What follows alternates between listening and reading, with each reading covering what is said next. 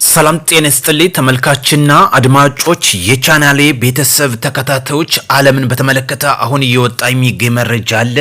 እጅግን የዓለምን ትኩረት እየሳበ የሚገኘው አሜሪካ ኳታር ጨምሮ በአረብ ሀገር የሚገኙ የጦር ካምፖቿን እየሰበሰበች ይገኛል። ይህም ከኢራን ጋር በግልጽ ወደ ጦርነት ይገባሉ የሚል ስጋትም ፈጥሯል። በተለይ በአሜሪካና በዴንማርክ መካከል የተባባሰ የመጣው የኃይል ፍጥጫ የአሜሪካ ግሪንላንድን የራሷ ግዛት ለማድረግ ዳግም ያነሳቸው ጥያቄ በዴንማርክና በግሪንላንድ መሪዎችም ዘንድ ከፍተኛ ተቃውሞ እያስነሳ ሲሆን በአርክቲክ ቀጠና ያለውን ወታደራዊ ውጥረትም ወደ አዲስ ምዕራፍ አሻጋግሮታል ነው። ወደ ቀደም ሲልም ቀልድ ይታይ የነበሩ የአሜሪካ ፍላጎት አሁን ላይ ወደ ግልጽ ወታደራዊና ዲፕሎማሲያዊ ጦርነት እያመራ መሆኑ እየተገለጸ ይገኛል። ዴንማርክ ከቀዝቃዛው ጦርነት ጊዜ ጀምሮ ስትከተሉ የነበረው ጥብቅ ወታደራዊ መመሪያም ዳግም በማረጋገጥ ማንኛውም ወገን ሌላውን ቀርቶ የቅርብ ወዳጅም ሀገር ቢሆን በግሪንላንድ ላይ ወረራ ቢፈጸም ዴንማርክ ጦር ላይ ያለምንም ቅድመ ሁኔታ የፖለቲካ ትዕዛዝ ሳይጠብቅ አፋጣኝ ወታደራዊ እርምጃ እንደምትሰጥም በግልጽ አስቀምጣለች።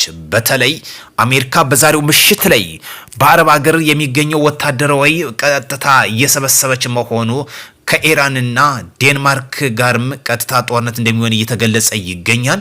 አሁን ዛሬ ጥር 6 2018 ዓመተ ምህረት እየወጣ የሚገኝ መረጃ ነው።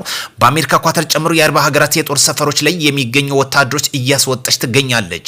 ይህ ጦርነት እየተዘጋጀ መሆኑን ያረጋገጠ ሆኗል። አሜሪካ የኢራን ጥቃት ተጋላጭ የሆኑ የአረብ ሀገራት ላይ የጦር ሰፈሮቿን ባዶ እያደረገች ትገኛለች። ወደ ሌላ ቦታም በከባድ የጦር አውሮፕላኖችም እያጓጓዘች መሆኑ ተገልጿል።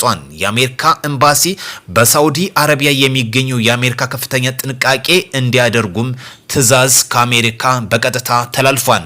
የአሜሪካ በሳውዲ አረቢያ ግዙፍ የጦር ሰፈሮች ያሏት ሲሆን የአሜሪካ የጦር ከሳውዲ ተነስቶ በኢራን ላይ ጥቃት ሊፈጽም ይችላል የሚልም ስጋትም ሌላኛው እየወጣ ይገኛል።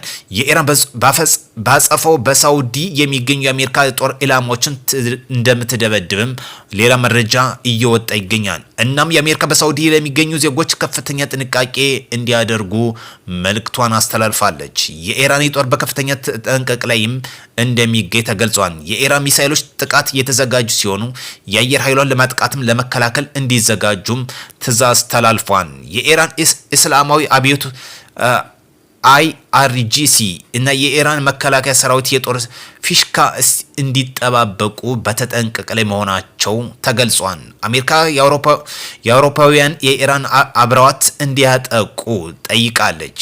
አሜሪካ ለአውሮፓ ሀገራት በኢራን የሚገኙ ኢላማዎችን በመለየትና ሌሎችም የደህንነት ግብዓቶችን እንዲያቀርቡላትም ጠይቃለች። ኢራን ከአሜሪካ ከአረብ ሀገራት ተነስታ የምታጠቃ ከሆነ የአረብ መካከለኛው ምስራቅ እንደምታነደው መረጃው እየወጣ ይገኛል። የተጠቃን ዝም አንልም፣ ጥቃቶች የሚነሱበትን ቦታ ሁሉ እናነዳቸዋለን ስትል ኢራን ዝታለች።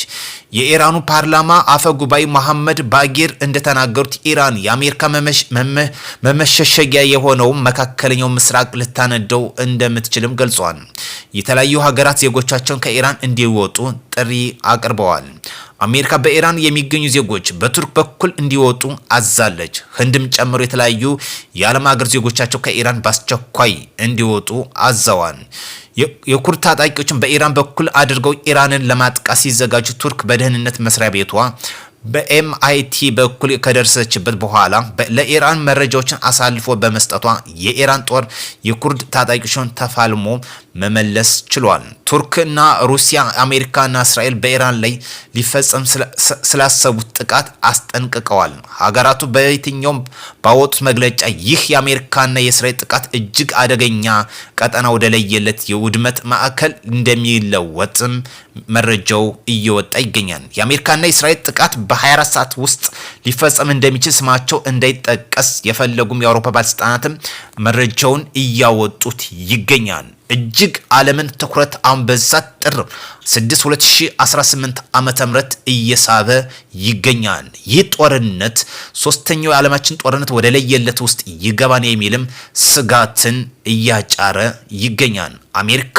አሁን በስሳት በጦር ካምፖቿን እንግዲህ ለኢላማ ይገባሉ የምትለውን እየሰበሰበች ይገኛል። ሀገራችን ሰላም ያድርግ፣ ዓለማችን ሰላም ያድርግ። ጦርነት ተጠቃሚ የለም። እንደ ዓለምም እንደ ሀገርም እንደ ክልልም እንጎዳለን። ሰላም ያድርግ። ኢትዮጵያን ይባርክ። በሌላ መረጃ እስክንገናኝ መልካም ምሽት እንዲሆንላችሁ። አሁን በምሽት የወጣ መረጃ ነው። የዓለማችን ያሰላለፍ ሁኔታ እጅግን የልብ ትርታን የጨመረ ይመስላል። ሰላም ያደርግልን። መልካም ምሽት እንዲሆንላችሁ ከወዲሁ ተመኘን።